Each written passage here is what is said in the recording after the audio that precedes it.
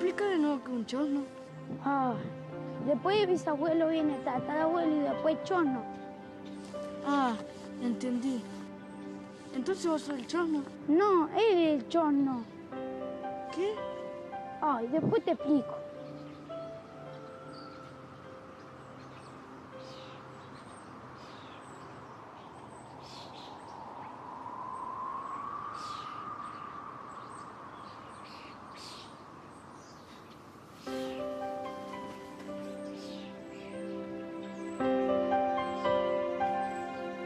San Martín no nació en la Argentina. Nació en esta tierra, sí, pero que se llamaba Virreinato del Río de la Plata. Tampoco creció ni fue joven en la Argentina. Desde los 5 años estuvo lejos y se hizo hombre y soldado en los campos de batalla europeos, defendiendo España, que era un reino. Y envejeció también en Europa, lejos, en Francia. ¿Y cómo hizo un hombre que vivió tan poco tiempo en esta tierra para ser considerado más tarde el padre de la patria?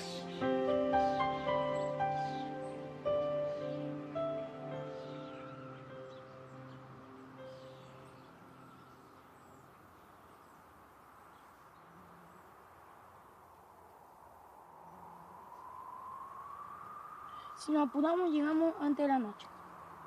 Esto está en el puente Picheu, también me parece lejos. Ana, él ya fue. Si dice llegamos, llegamos. Bueno, ¿tanto interesa saber lo que escondió tu chono?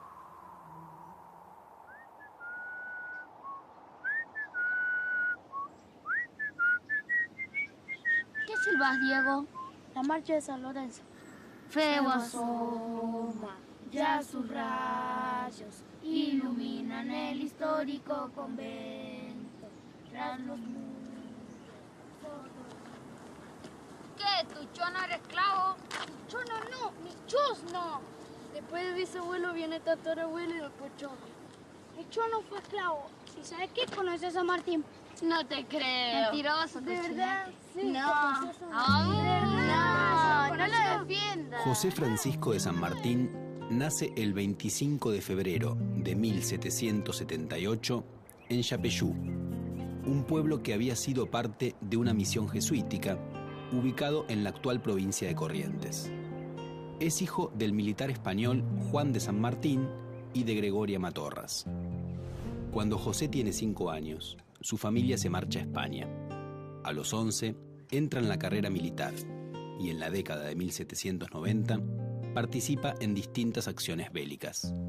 En 1808, el emperador francés Napoleón Bonaparte obliga al rey español Fernando VII a cederle el trono y se lo otorga a su hermano José Bonaparte. Los españoles resisten esa medida y combaten contra la invasión francesa. San Martín, para entonces capitán de caballería, tiene un papel destacado en la batalla de Bailén, la primera victoria importante de la resistencia española, por lo que es condecorado y ascendido a teniente coronel. Pero en 1810, Napoleón derrota seriamente al ejército español y conquista todo el territorio peninsular. San Martín, en colaboración con los ingleses, sigue luchando contra los franceses en Portugal. Pero en 1811 decide abandonar esa guerra y trasladarse a América.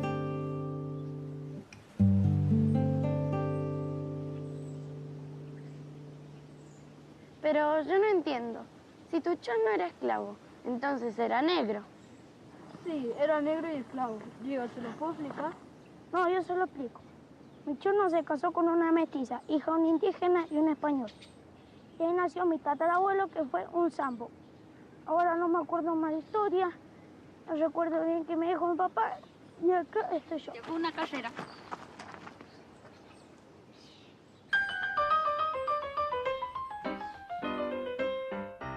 La vives en un árbol. Yo no, un árbol. Una planta.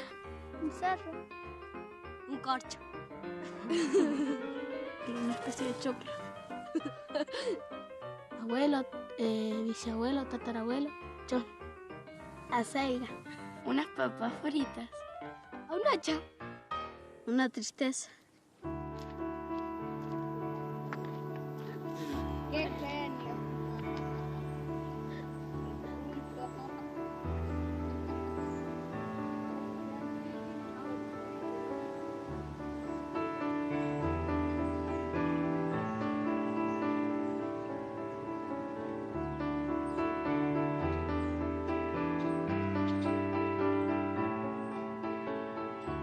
¿Por qué San Martín regresa a América si casi no había vivido allí?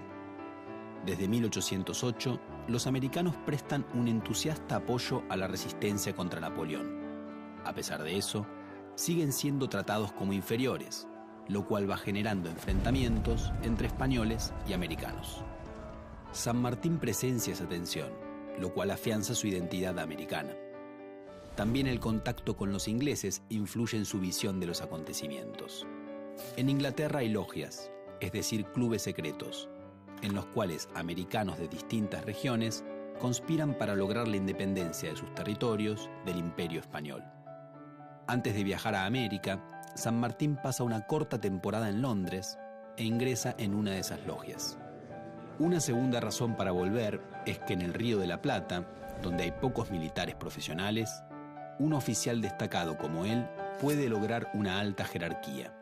En España, en cambio, abundan los oficiales de carrera. El 9 de marzo de 1812, una fragata británica llega al puerto de Buenos Aires. José de San Martín viene en ella para ponerse al servicio de la Revolución rioplatense. Es muy bien recibido y se le encarga inmediatamente la formación de un regimiento de granaderos a caballo. Enseguida se relaciona con las familias más poderosas de Buenos Aires. En una tertulia en la residencia de una de ellas, los Escalada, conoce a Remedios, con quien se casa ese mismo año. Ella tiene 15 años y él 34, pero esa diferencia de edad es habitual en la época. Mi chorno fue esclavo de Remedio de Escalada. Sí, yo leí en un libro que cuando San Martín la vio se enamoró perdidamente de él. El padre de Remedio le concede la mano a San Martín y dona a mi chorno para que lo acompañe a cruzar los Andes. ¡Qué romántico! ¡Ay, ella, qué romántico! La Logia Lautaro fue una sociedad secreta organizada con la misma lógica de las organizaciones masónicas en Europa, que arriba al puerto de Buenos Aires a comienzos de 1812 y que tiene como principal objetivo declarar la independencia ya no solo en el Río de la Plata, sino a escala hispanoamericana y básicamente sostener a través de las armas el cambio de esta condición jurídica que significaba declarar la independencia. San Martín pertenecía a la logia y llega junto con el jefe de esta logia Lautaro, que es Alvear, en marzo de 1812, y allí coinciden con los objetivos e intereses de un grupo que es el grupo más radical que se conforma luego de la Revolución, seguidores de Moreno, que ya estaba muerto a esta altura, pero que ahora dirigidos por Monteagudo habían formado en el verano de 1812 la Sociedad Patriótica. La Sociedad Patriótica y la Logia Lautaro, coincidiendo en que este gobierno del triunvirato era demasiado tímido y prudente frente a la política de la península, deciden dar un golpe de timón, y este golpe de timón se produce en la Revolución del 8 de octubre de 1812, donde se reúne una pueblada en la actual Plaza de Mayo con las tropas que trae San Martín, y el epicentro de este movimiento va a ser el Cabildo. Va a ser el epicentro, ¿por qué? Porque tanto los miembros de la logia como de la Sociedad Patriótica le elevan petitorios al Cabildo exigiéndole que el Cabildo reasuma la soberanía tal como lo había hecho en el Cabildo Abierto del 22 de mayo de 1810, que obliga a renunciar al gobierno del triunvirato y que sea el encargado de nombrar a un nuevo gobierno.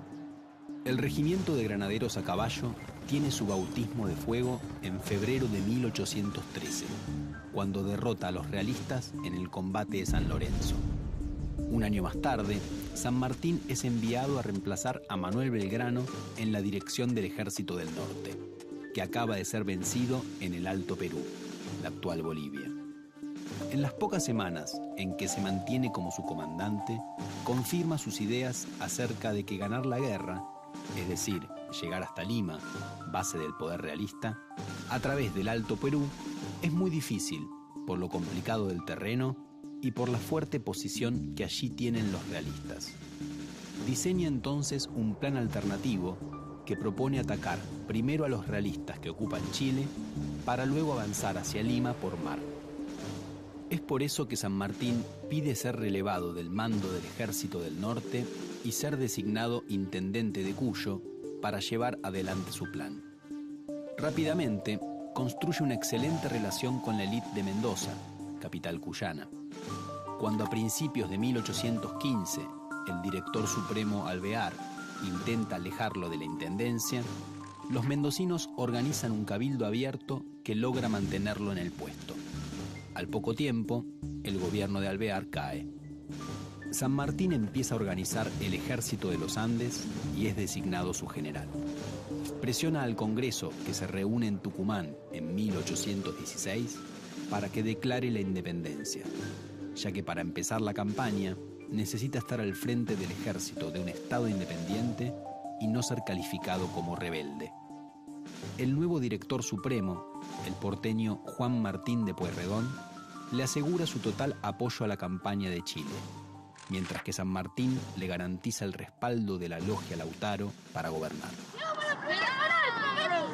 Sí, qué bueno. Salí vos. Fue rico. Yo soy San Martín, vos sos la Jera, vos sos Cabral. Y yo quiero ser remedio. ¡Cargalo! Bueno, vos sos Remedio. ¡Cargalo, Diego! Vos, vendelo, cochino.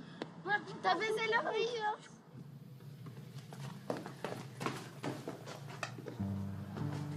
¡Wow! Miren los trajes. Vamos a probarlo. Sí. Qué bueno. ¡Qué bueno está! Mira. Sí. Miren. ¿Vos quién sos, Tomás? Simón ¿Quién? Bolívar. Hay un montón de estos gorritos, miren. Son machizos. Chicos, ¿sabían que San Martín preparó el ejército de los Andes en el Plumerillo porque se dio cuenta que allá no los podía disciplinar? Acá mi chona recibió su bote y su uniforme. Y trabajó 2 años por el preparativo del cruce, ¿o no, Diego? ¿Sí? ¡Qué bueno! Miren, el escritorio de San Martín. ¡Wow! Sí, hay muchas cosas. Si tuviera que cruzar los Andes, ¿en qué lo cruzaría? Caminando. En mula. Y con un tren, así más fácil. Y no sé, en avión. No sé, Caminando. caminando. En bicicleta, en moto. Moto. En un burro. Yo cruzaría los Andes volando. En enero de 1817, el ejército de los Andes inicia el peligroso cruce de la cordillera para atacar a los realistas de Chile. Al llegar, libra la batalla de Chacabuco con las fuerzas enemigas, que son derrotadas. Como consecuencia, los patriotas liberan Santiago de Chile. Se reúne una asamblea de notables y le ofrece a San Martín el cargo de gobernador, pero él sugiere que se designe en la conducción política al general chileno Bernardo O'Higgins. Lo que queda del ejército realista se refugia en el sur, donde un tiempo más tarde recibirá refuerzos desde Lima. Chile declara su independencia en enero de 1818 y el ejército de San Martín marcha hacia el sur para terminar con los realistas. Estos lo sorprenden con un ataque nocturno en Cancha Rayada y obtienen una importante victoria, después de la cual avanzan sobre Santiago. A 2 semanas de la derrota, San Martín decide combatirlos frente a la capital chilena y el 5 de abril de 1818 consigue un triunfo total en Maipú. La batalla reafirma la independencia de Chile, pero la idea de los patriotas es que la independencia americana no está garantizada hasta conseguir derrotar el último foco de gobierno español en el continente, Perú.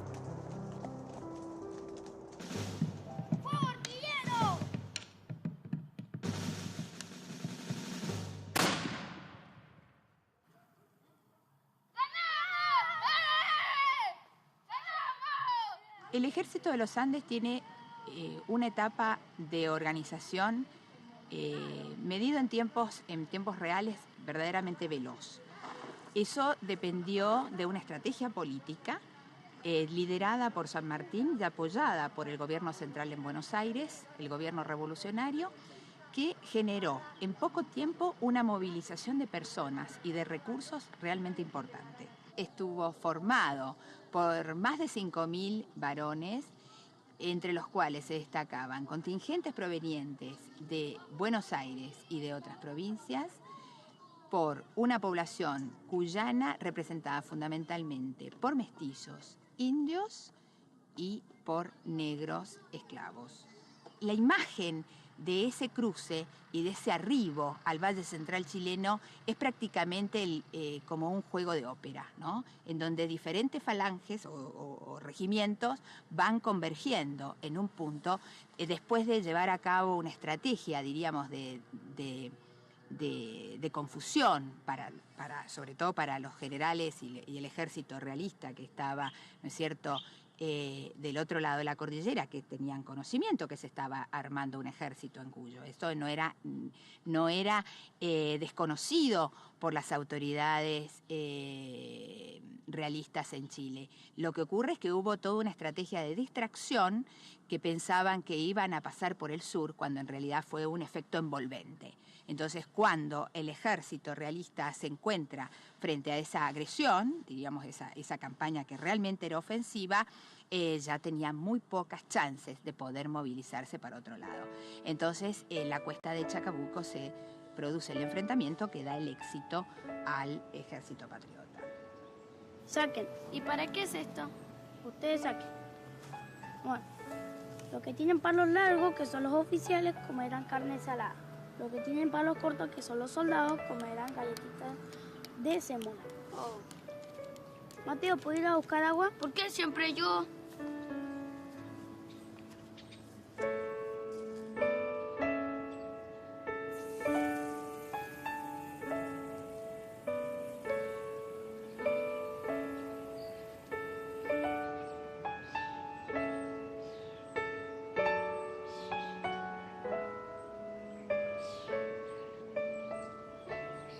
Después de su victoria en Chile, San Martín regresa a Buenos Aires y pide recursos para preparar la expedición contra Perú.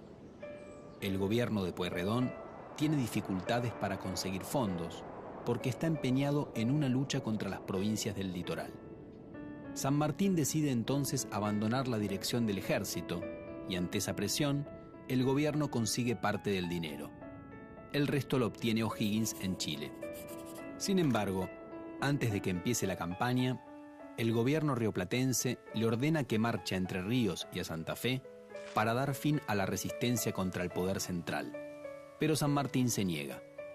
Los entrerrianos y santafesinos terminan derrotando, en febrero de 1820, al gobierno central, que es disuelto. No queda ninguna autoridad por sobre las provincias. San Martín está entonces al frente de un ejército que no representa a ningún país concreto. Pone su mando a disposición de los oficiales, quienes votan porque él siga siendo el jefe. Así empieza la campaña del Perú.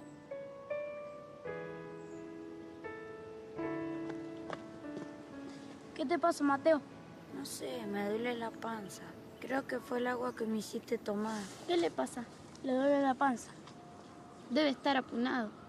Ya sé, le voy a preparar una sopa contra el apunamiento. Cochinete, me duele la panza. Vas a estar bien. ¿Sabías que San Martín cruzó los Andes en camilla? Estaba enfermo. Sí, creo que tenía una úlcera en el estómago o algo así. Son pesados, Mateo. San Martín desembarca al sur de Lima, 200 kilómetros al sur, cerca de la ciudad de Pisco, y ante la amenaza del ejército libertador, los realistas, el ejército realista que estaba en Lima, abandona la ciudad para reorganizarse la ciudad de Cusco, en la sierra. La ciudad de Lima queda desprotegida, no hay fuerza militar, y los vecinos más encumbrados empiezan a temer los saqueos de los sectores populares, ¿no? Los negros, mulatos, los indios de la ciudad. Entonces negocia con San Martín la entrada. Le exige a San Martín que entre pero que imponga orden en la ciudad, y a cambio San Martín exige como condición que se decidan por la independencia. Entonces, de esa manera San Martín pudo entrar como libertador y no como invasor. San Martín se autoproclama protector del Perú y nombra como ministro fuerte a Bernardo Monteagudo. y este ministro empieza a tomar medidas impopulares entre la aristocracia, como por ejemplo una noche embarca a 600 españoles rumbo al exilio. Además de eso, surge una gran oposición republicana contra las intenciones que tenía San Martín y Monteagudo de que los peruanos eligieran como forma de gobierno el régimen monárquico constitucional. Encima de todo esto, San Martín tenía problemas dentro de la oficialidad, ¿no? del ejército, porque no tomaba medidas agresivas militarmente. Y a esto se le suma, por último, que ese periodo que pasó San Martín en Lima estuvo muy enfermo. Bueno, podemos concluir que por todas estas razones no fue muy grata la experiencia de gobierno de San Martín en Perú. Fortín Picheu, tercer campamento de la columna de las Heras del Ejército Libertador, 29 del 1 de 1817. Acá acampamos, guachines. Por fin llegamos. ¿Cuándo vamos a saber lo que escondió tu chono? Esta noche lo van a saber.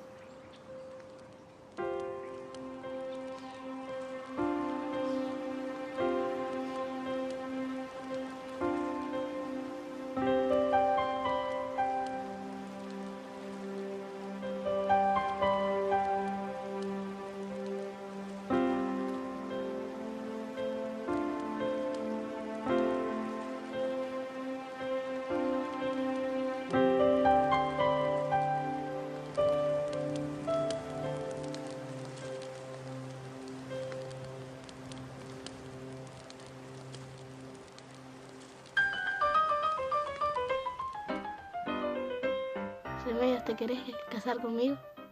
Nos casamos, así. Le vengo a pedir la mano de su hija. Me puedes dar a tu hija por esposa. Remedios, ¿querés casarte conmigo? Sí. ¿Y vos qué contestás? ¿Qué sí? Ah, bueno, qué fácil así. ¿Te casas conmigo? Igual. Regalándole un anillo. Aparte deberían estar re rojos todos porque era un momento emocionante, así como estoy yo ahora. Remedio le habrá dicho, sí, mi general.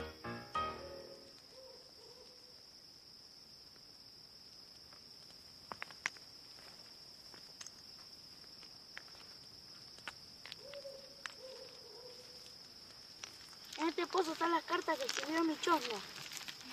¿Y las escribió cuando estaba con San Martín? ¿Sí? ¿Qué? ¿Tu chosno no sabía escribir? Sí, Remedios le enseñó un poco. ¿Que hay algo?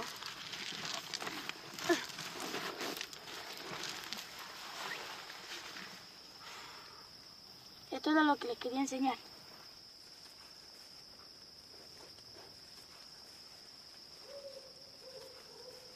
Tantos años que está re sucio.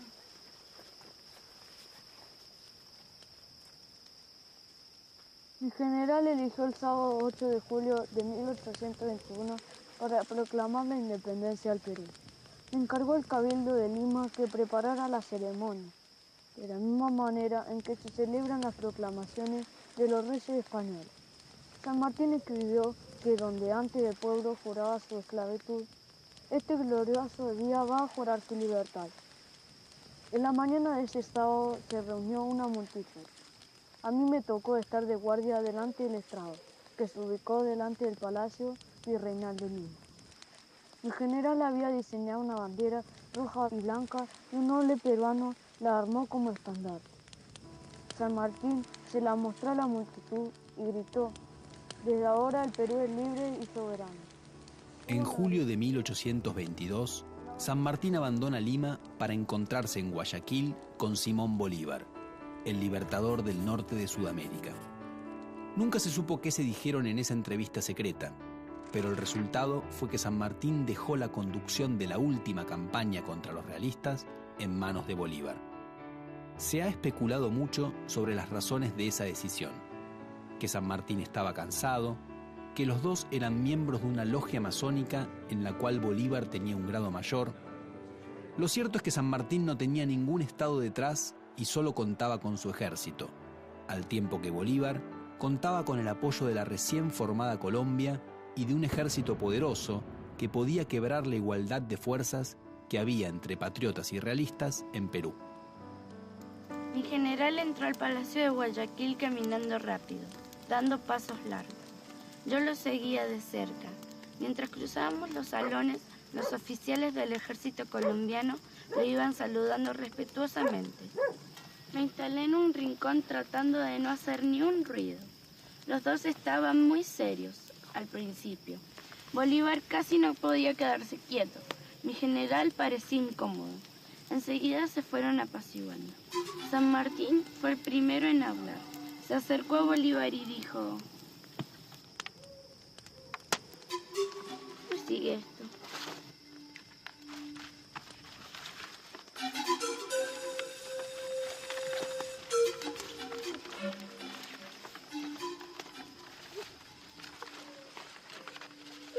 Diego, ¿dónde sigue la carta? ¿Dónde sigue? Dale, Diego. ¿Dónde sigue? Claro que no está. Se me pasó lo mismo.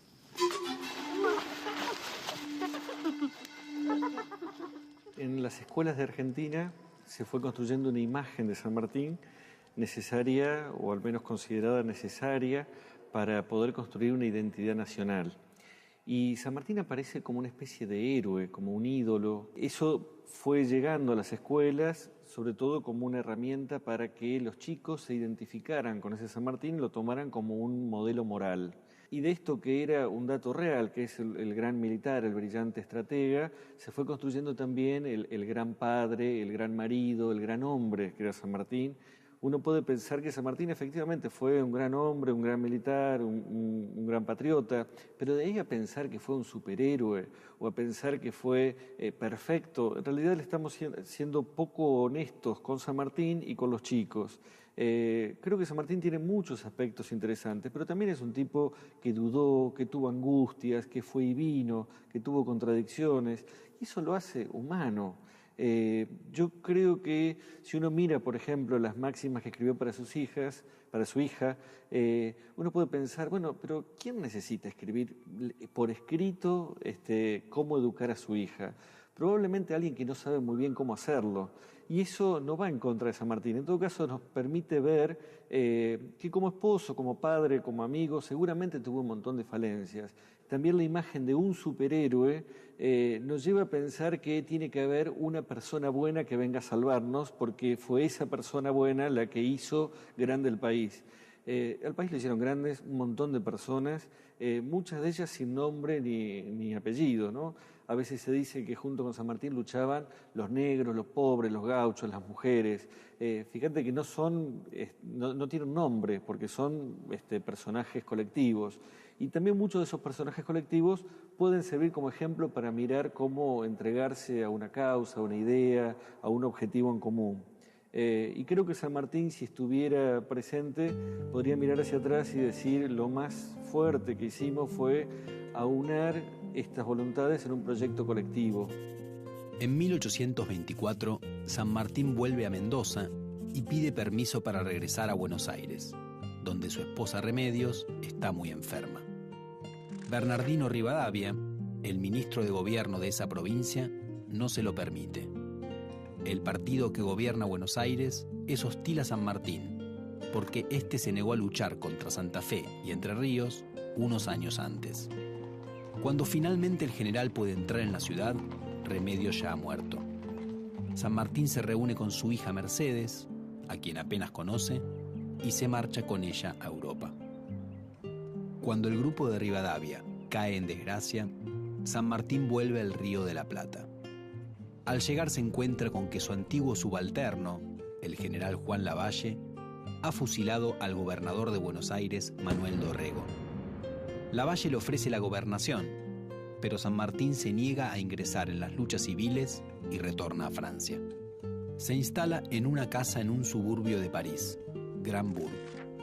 Una vez más, querrá volver a América, cuando en 1845 ofrece sus servicios de anciano general contra el bloqueo anglo-francés a Buenos Aires. Muere tiempo más tarde en Boulogne-sur-Mer, el 17 de agosto de 1850.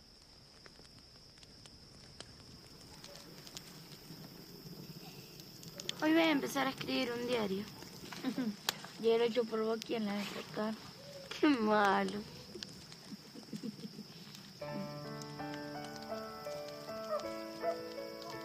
Tu chono era un genio, Diego.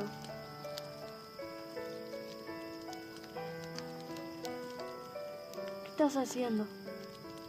Mirando las estrellas.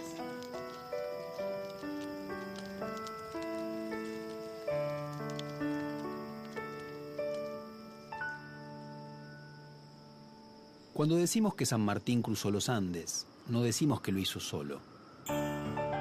Pero nos ahorramos decir que lo acompañaron 1, 2, 3, miles que se fueron incorporando al ejército libertador. Sumados de todas las maneras posibles, por vocación, por ideales, por la fuerza, por obligación. De alguna manera, hablar de San Martín, más allá y más acá de los debates que envuelven su figura, parece contener el deseo de decir: nosotros estuvimos ahí.